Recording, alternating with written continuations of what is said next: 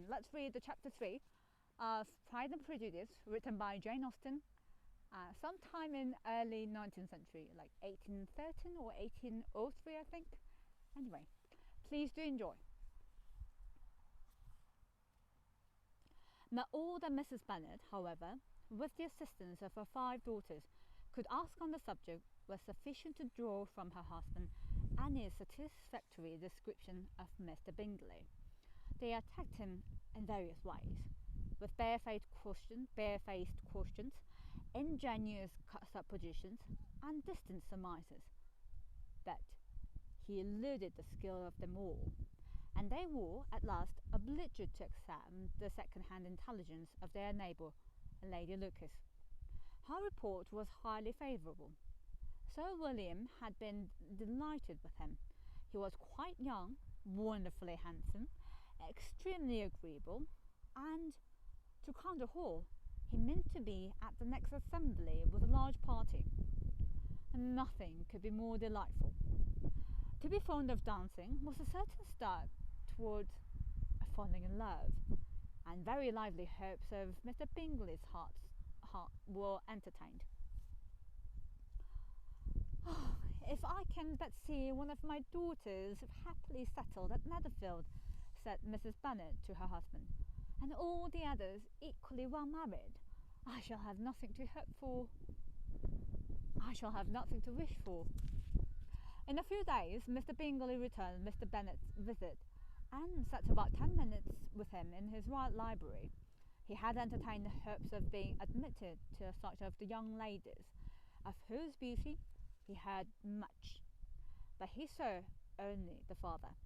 The ladies were somewhat more fortunate, for they had the advantage of ascertaining from an upper window that he wore a blue coat and rode a black horse. An invitation to dinner was soon afterwards dispatched, and already had Mrs. Bennet planned the courses that would do credit to her housekeeping, when an answer arrived which deferred it all. Mr. Bingley was obliged to be in town the following day, and consequently unable to accept the honour of their invitation, etc. Mrs. Bennet was quite disconcerted. She could not imagine what business he could have in town so soon after his arrival in Hertfordshire, and she began to fear that he might be always flying about from one place to another, and never settled at Netherfield as he ought to be. Lady Lucas quieted her fears a little by starting the idea of his being gone to London only to get a large party for the ball, and a report soon followed that Mr. Bingley was to bring 12 ladies and 7 gentlemen with him to the assembly. The girls grieved over such a number of ladies, but were comforted the day before the ball by hearing that instead of 12, he had brought only 6 with him from London, his 5 sisters and a cousin. And when the party entered the assembly room, it consisted of only 5 altogether: Mr. Bingley, his 2 sisters, the husband of the eldest, and another young man. Mr. Bingley was good-looking and gentlemanlike. He had a pleasant countenance and easy, unaffected manners. His sisters were fine women, with an air of decided fashion.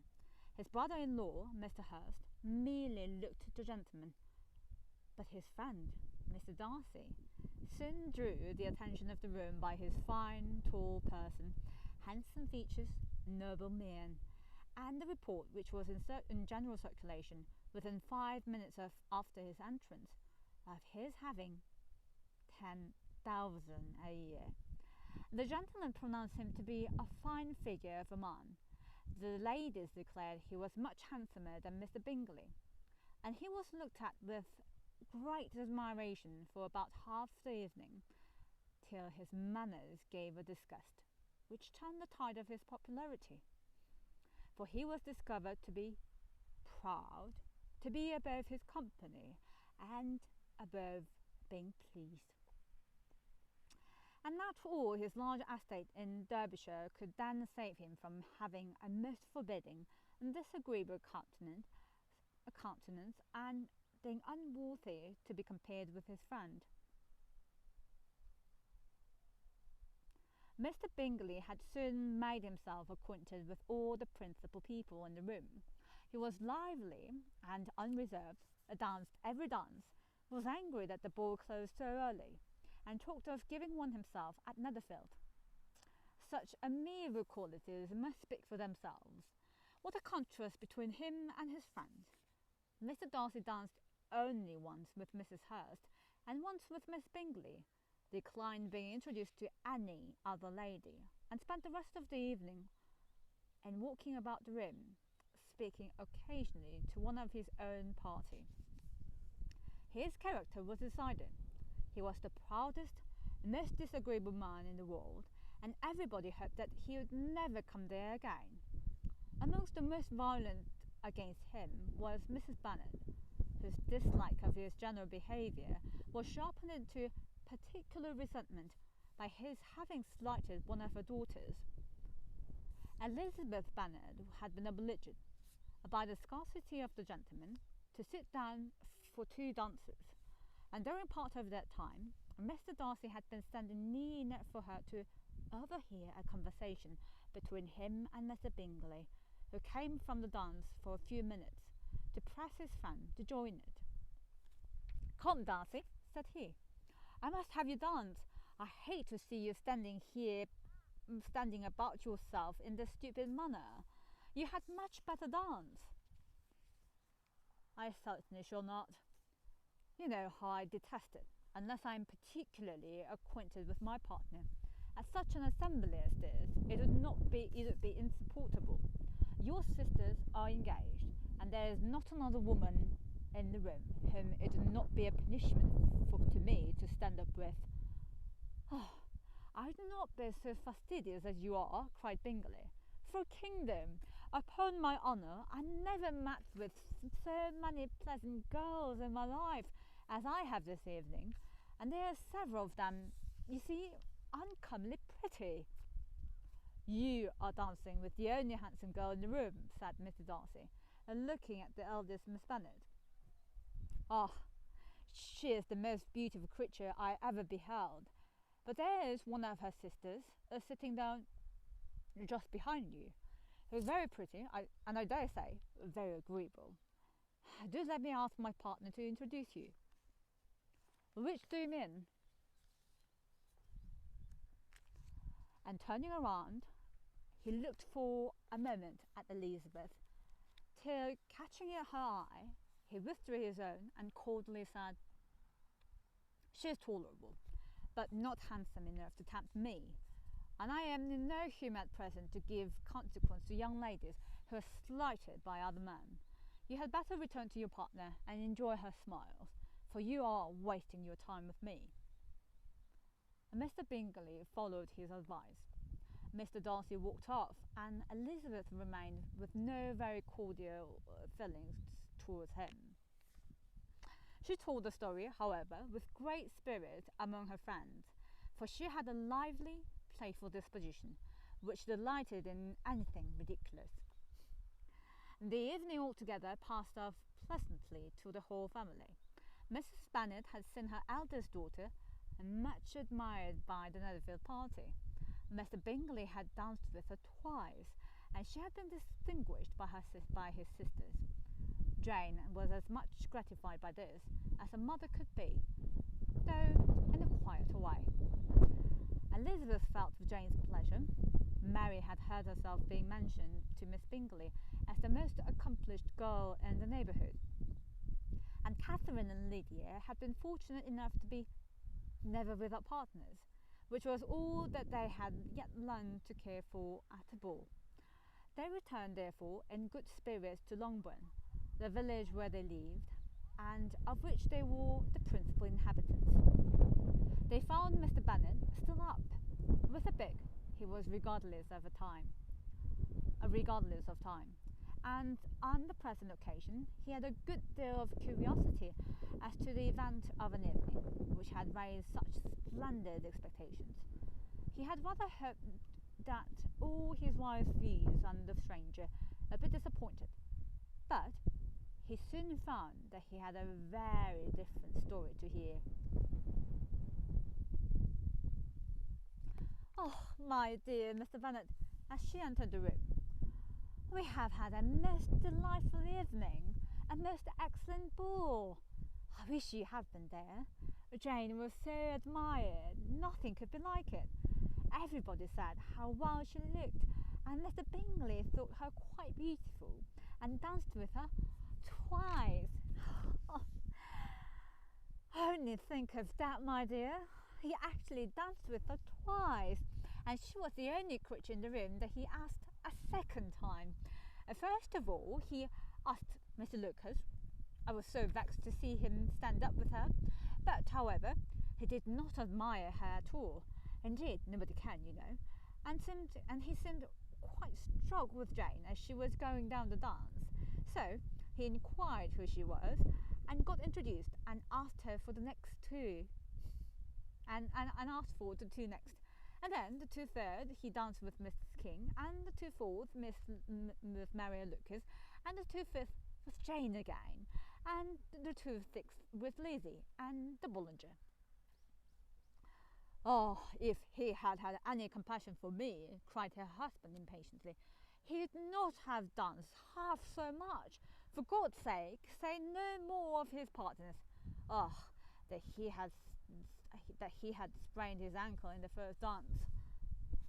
Oh, my dear, continued Mrs. Bennet, I'm quite delighted with him. He's so excessively handsome, and his sisters are charming women. I never in my life saw anything more elegant than their dresses. I dare say the lace upon Mrs. Hurst's gown. Here she was interrupted again. Mr. Bennet protested against any description of finery. She was therefore obliged to seek another branch of the subject, and related, with much bitterness of spirit and some exaggeration, the shocking rudeness of Mr. Darcy.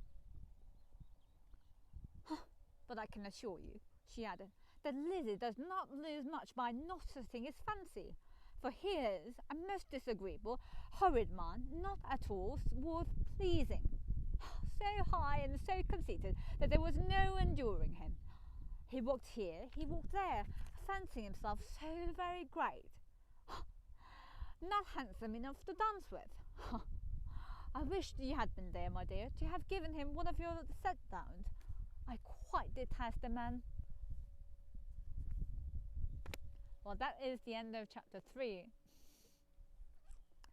Well, I think this particular chapter in introduction is the most interesting part, because we are introducing new characters, Mr. Bingley and Mr. Darcy, into the book, and the author kind of contrasts the characters. Contrast the huge difference between Mr. Darcy and Mr. Bingley in terms of socializing with people, and all these people are led to believe what they see on the surface of Mr. Darcy, that he is very proud above everyone else and quite snobbish and very distant and cold. That's the first impression everybody got, and you'll see what kind of person he is as I read through the book. But I have to say, I really like this beginning part, because it sets down the mood, the tone of the entire book. Yeah, and many more lessons to be learned from this book. Anyway, no more spoilers. However, this is my favorite book. I think this is the first English classic literature I have read when I was attending British International School in Singapore when I was a little child. When I entered the school, I think in the first semester, they had a play about the book, which I had no prior knowledge, and I couldn't understand what they were talking about, because I just couldn't get what they were saying and what the story was about. But as I grew up, I read the book as a high school student, as a college student, and as a full grown up, and I have to say, this is my favorite book perhaps because of the romance, but also because of the kind of thrilling part that what you see on the surface may not be the case inside, or the true feelings behind one's facade. Well, anyway, I hope you enjoyed listening to the book, and no more spoilers, yes. If you enjoyed it and liked it, and if you want to get more notified of more episodes to come, please don't hesitate to subscribe.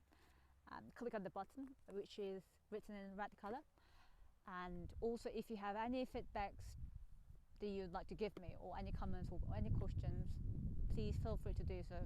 It's even okay to comment that you want me to change the location I'm shooting the film, shooting the video, probably because of the strong winds causing disturbance, and also cars passing by. But I have to say, I like the feeling of being outdoor, being outside and being outdoor, in comparison to staying at home all the while, especially nowadays when you have to stay at home because of the COVID-19 pandemic. I thought that despite of the occasional wind blowing too strongly and disturbing the quality of audio, I thought it was much more, soothing and healing to be outside, and also to show you the forest and the nature. This is my favorite place in this island, a very secret one, because it's almost deserted of people. I don't really think that many people know about this place. It's my secret place, and as you can see, there's no passerby, so no people crossing the landscape, so I don't have to wear the mask, which is a benefit because it's comfortable to breathe without one. Although I do recommend and I do comply with the public order of having to wear the mask in the public with so many people inside. Anyway, so that's all. I hope you enjoyed listening to it, and see you soon. Bye bye. Oh, and be safe, be healthy, wash your hands, and wear the masks. Bye bye.